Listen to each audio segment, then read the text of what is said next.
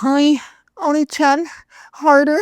Every once in a while, you have to succumb to the virginity. I don't like that this corner is hitting my pubic mound. Only change, only change. So for this piece of prestidigitation, we're going to need approximately 2 jokers, which I found right here. We're also going to need a card of mystery that's going to be here between the jokers the entire time in front of your stupid, feeble eyes. The participant selects any card they want. Let's say they happen to pick the 7 of hearts. That card is lost somewhere in the middle of the deck, never to be seen again. That's a lie, because you know that the card is going to be found by me, the prestidigitator. Although I know what you might be thinking. You might be thinking, hey, wait a minute. The card that's been between the jokers the entire time here, right between the jokers, and you've seen it all the while, is going to be the 7 of hearts. That's not the case, because the 7 of hearts is very clearly in the deck. As a matter of fact, why don't you tell me when you see the 7 of hearts in the deck? Oh, you don't? You don't see it? Oh, that's because you don't think that really and possibly that it is.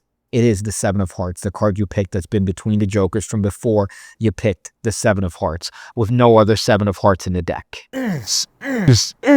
Now this is Ed Marlo. This is Genius Edward Marlo in a nutshell. We have the appearance of a selected card between the jokers, even though that card was placed before they even picked a card. And this makes use of one of my favorite switches of all time, which is the Ed Marlo retention change. Now, somebody told me in the comment section before that I need to put this in my lower lip or my upper lip as if I'm some sort of Zin or Alp virgin. It's there. It's there between my gum line, and it always falls out. So it's not like I'm doing it on purpose. It's just there, and it slips out as I'm speaking. Check out the PigCake Magic Academy if you like things like this. I go over way more, 1,700 videos in fact, with card magic, coin magic, and even mentalism if you subscribe to the higher tier.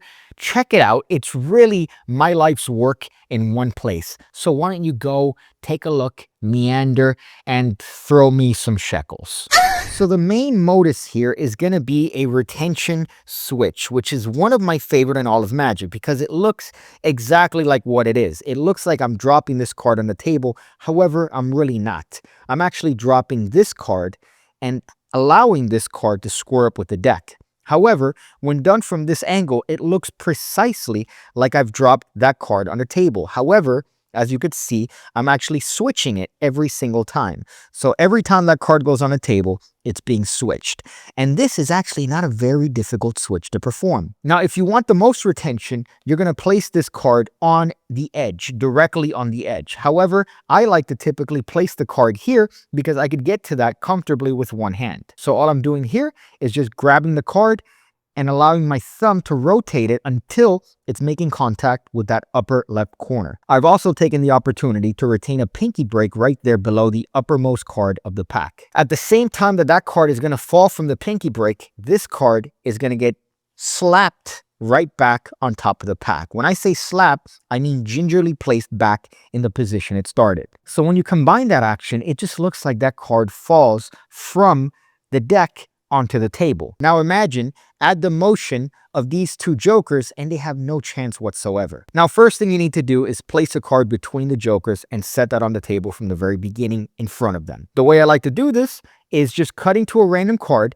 and then dropping the jokers and the cards in the exact same way that I'm going to do later in the routine. Meaning I drop one joker, I drop the card, and then I drop the other joker. Then I'm going to have a card selected by the participant and control to the top of the pack. You could do this in whatever way you want. I used a riffle shuffle control where I just cut to the break and allowed that card to be controlled directly to the top. I also did a little sneaky thing there where I did a pass to make it seem like if you're tracking the shuffles, then you're lost at this point, even though their card is still on top of the pack. See what I did there? I did a pass right here. So I did a little pass. So if you're tracking the top card, for example, in this shuffle, you're tracking the top card. When I do a pass, you're thinking that that top card is now here, even though it's here because fuck you. But that's completely unnecessary. This card is now on top, and you're now going to the switch. You're going to tell the participant, wait a minute, wait a second. You think that the card is going to be here, but that's impossible because remember, this card was picked before you even started. And I'm just going to take this opportunity to place this card in position for the switch, drop the first joker, execute the switch, and then drop the remaining joker. Now, if you want as an alternative, you could just simply drop the joker in the same exact position as the switch, take the card, do the actual switch, and then finally drop the remaining joker in the exact same way. So that way you're dropping all the cards in the exact same way, and yet you're doing a switch in the middle. However, I like this way because there's a nice little cadence to it where we're dropping things from both hands. However, ultimately, you've switched the card for the card that was selected by the participant. You can now show the deck to the participant that their card is in fact missing, and of course reveal that yes, you're a dirty liar, their card has been there the entire time. These nuts. And the switch is one of the best in the entirety of card magic. You could do the switch while getting a divorce. It's so versatile. You should subscribe to this channel if you haven't already. I post a lot of stuff. I stream on a regular basis. Sometimes you could watch me playing Doom. Okay, so far.